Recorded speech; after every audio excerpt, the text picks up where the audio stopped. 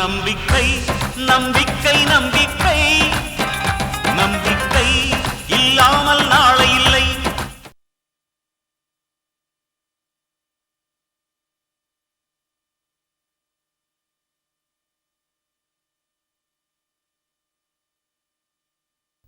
என்னை விட்டுற சக்தி. ஏதோ ஒரு பாசம் என்னை இழுக்கிறது உண்மைதான். அதை நான் மறுக்கல. ஆனா அதுக்காக இத்தனை நாள் என்னை வளர்த்த ஆளாக்குன சிந்தாமணி பாட்டிக்கிட்ட ஒரு வாரத்தை கூட நான் சொல்லாம வருது தர்மம் இல்லை. எனக்கு செஞ்சோட்டு கடன் இருக்கு சக்தி. தயவு செய்து என்ன குழப்பாத. நான் போறேன். சஞ்சய் ஒரு நிமிஷம். என்ன? பத்ம விவேகத்துக்குள்ள போன அபிமன்யுவால வெளியே வர முடியல. இப்போ எல்லா உண்மையும் தெரிஞ்சதுக்கு அப்புறம் நீங்க சிந்தாமணி வீட்டுக்கு போனா உங்களை அந்த தாய் பாசம் தான் காப்பாத்தணும்.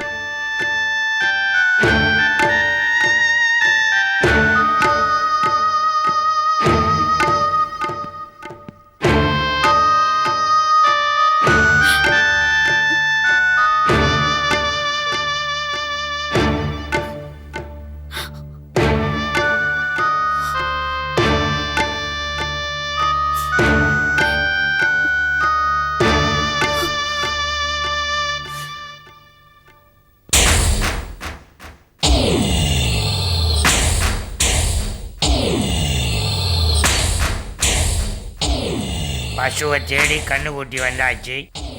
இனிமேல் சும்மா விடக்கூடாது. கசாப்பு கடைக்கு அனுப்பிட வேண்டிதான்.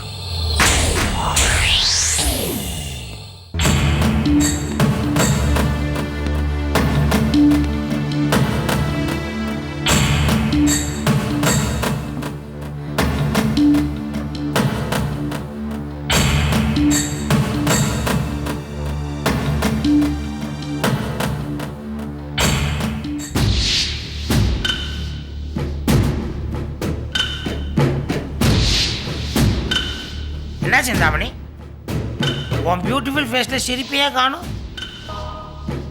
பீஸ்ட் மாதிரி உருன்னுக்கிற. ரொம்ப சீரியஸாக இருக்கிற மாதிரி தெரியுது.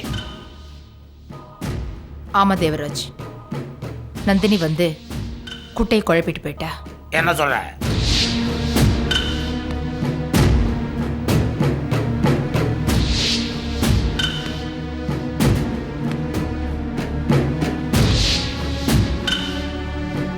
சஞ்சய் என்கிட்ட பிரிக்கிறதுக்காக நந்தினி பிளான் போட்டு வந்திருக்கா. சஞ்சய் கிட்ட தாய் பாசத்தை தூண்டி விட்டா. அவன் மனசுல சலனத்தை உண்டாக்க எல்லா முயற்சிகளும் செஞ்சா. அவள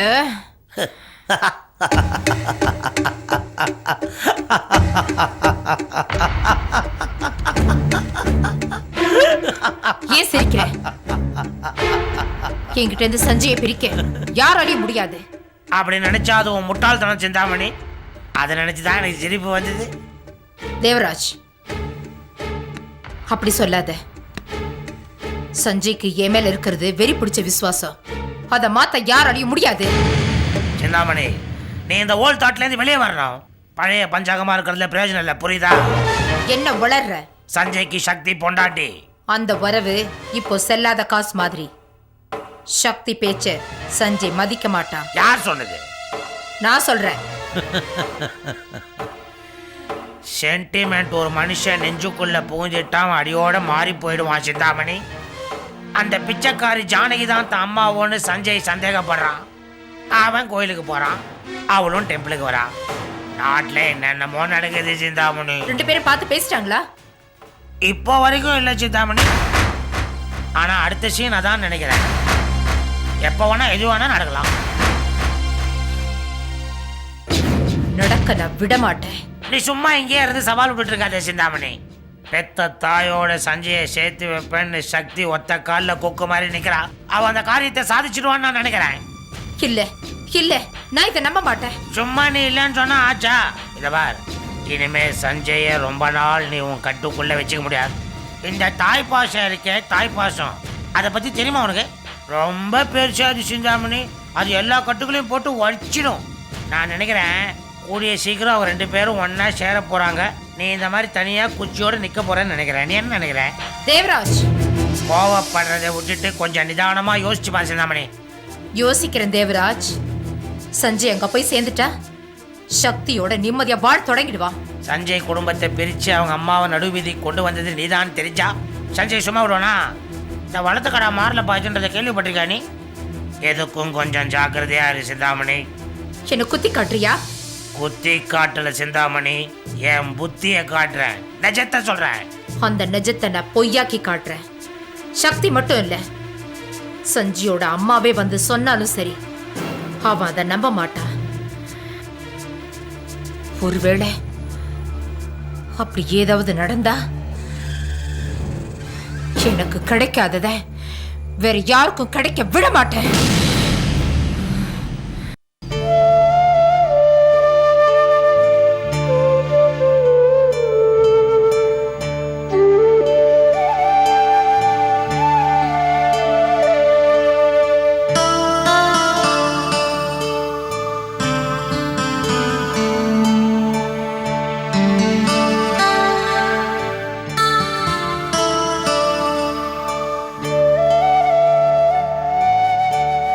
அத்தை, இந்தாங்க காஃபி சாப்பிடுங்க. வேண்டாமா. என்ன அத்தை நீங்க சரியா சாப்பிடவும் மாட்டேங்கிறீங்க, யாரோடவும் நெருங்கவும் மாட்டேங்கிறீங்க. இப்படி இருந்தா எப்படி அத்தை? எனக்கு பிடிக்கல. ஏன் அத்தை, உங்க பையன் ஞாபகம் வந்துருச்சா? அது போனா தானே வர்றதுக்கு. எப்பவுமே அவன் ஞாபகம் தானம்மா. அம்மாடி, ஒரு பிச்சைக்காரியா நான் தெருவில் அலைஞ்சப்போ இந்த அளவுக்கு நான் கவலைப்படல. காரணம், சஞ்சய் சிந்தாமணிகிட்ட பாதுகாப்பா இருந்தான். அத்தை, அது பாதுகாப்பு இல்ல. கூண்டுக்குள்ள கிளி இருக்கிறதுனால அந்த கிளிக்கு அது பாதுகாப்பா தெரியலாம். ஆனா இன்னொரு விதத்துல பார்த்தா அது ஒரு ஜெயில். சஞ்சய் இப்ப இருக்கிறது ஜெயில்ல. அது அவரே புரிஞ்சுக்கல.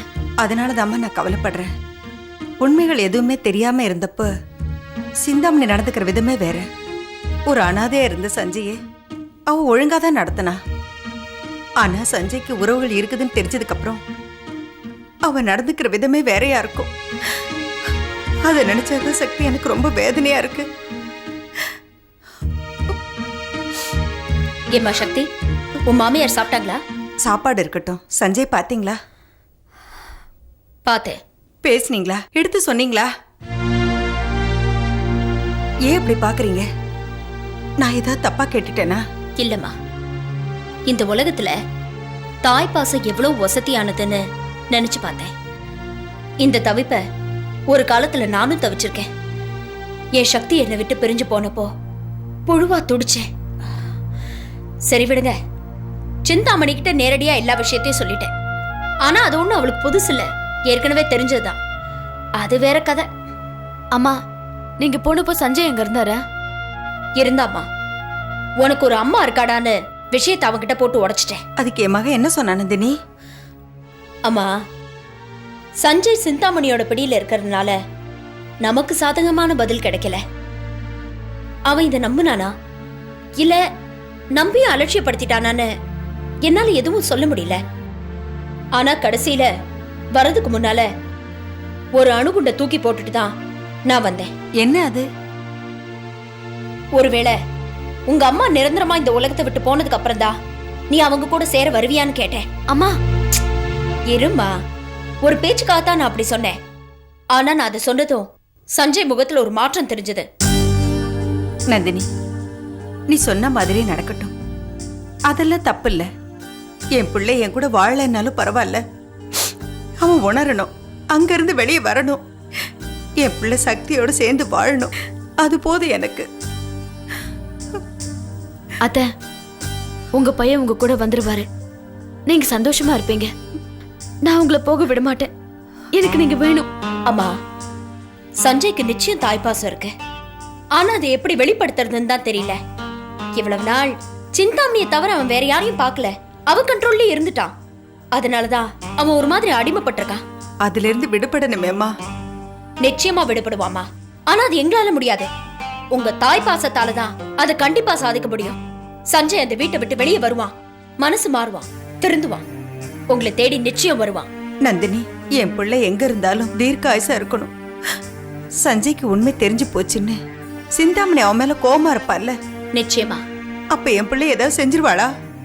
இல்லம்மா, சிந்தாமணி இந்த விஷயத்துல அவசரப்பட மாட்டா. அவ சஞ்சய வச்சுதான் நமக்கு அடுத்த செக் வைப்பா. அதுக்கு எப்படி கவுண்டர் கொடுக்கணும்னு எனக்கு நல்லா தெரியும். நான் பாத்துக்கிறேன். இது பாருங்க, நீங்க நல்லா சாப்பிட்டு தெம்பா இருக்கணும். அப்பதான் கூடிய சீக்கிரம் உங்ககிட்ட வரப்போற மகனை நீங்க வரவேற்க தெம்பா இருக்க முடியும் இல்லையா? சக்தி, இனிமே உனக்கு வேலை உன் மாமியாரை நல்லா பாத்துக்கிறதா. கூட்டிட்டு போய் சாப்பாடு போடு போ. சரிம்மா, போங்க. வாங்க அத்தை.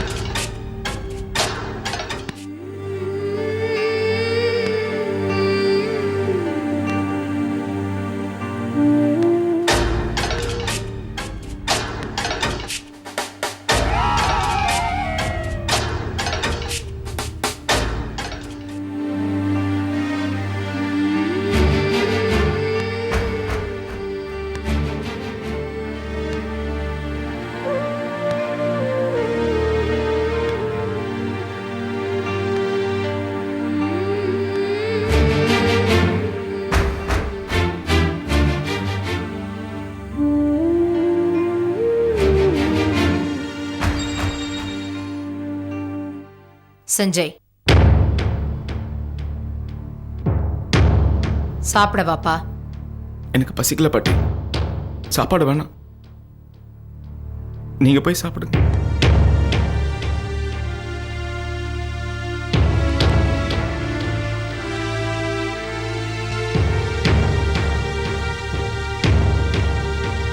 உன்னை விட்டுட்டு என்னைக்கு சஞ்சய் என்ன சாப்பிட்டிருக்கேன்? இல்ல பாட்டி, எனக்கு சாப்பிட பிடிக்கல. காரணம் எனக்கு தெரியும். என்ன பாட்டி சொல்றீங்க? உன்னை நான் 10 மாசம் சுமந்து பெத்து எடுக்கல. ஆனா இத்தனை வருஷம் உன்னை பாசமா வளர்த்திருக்கேன்பா. உன்னை பத்தி என்னை விட வேற யாருக்கு தெரியும்? பாட்டி, நீ உன் அம்மாவை பார்த்துட்டு வந்திருக்கல்ல?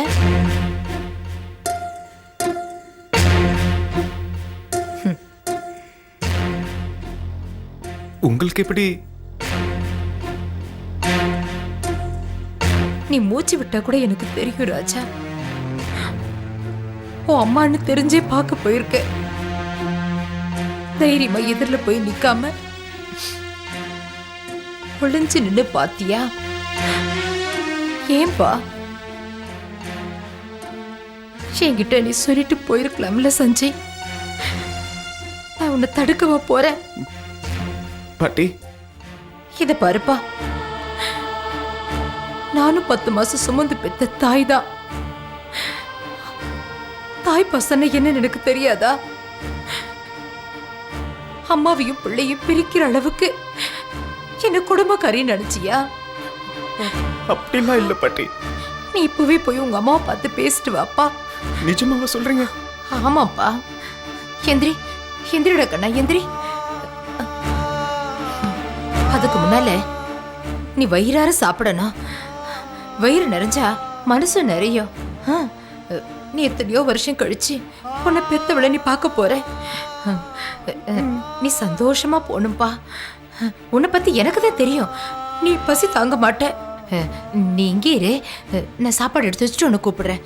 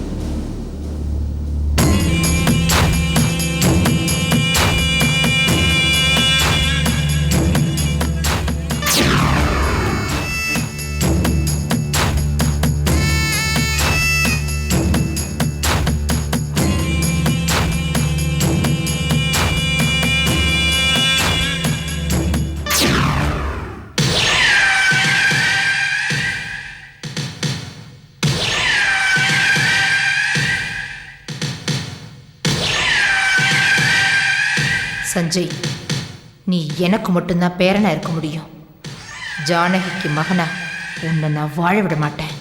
உன்னை என்கிட்ட இருந்து தட்டி பறிக்கிற உரிமை யாருக்கும் இல்லை. எனக்கு சொந்தமானது என்னை விட்டு வேற யாருக்கும் சொந்தமாக கூடாது.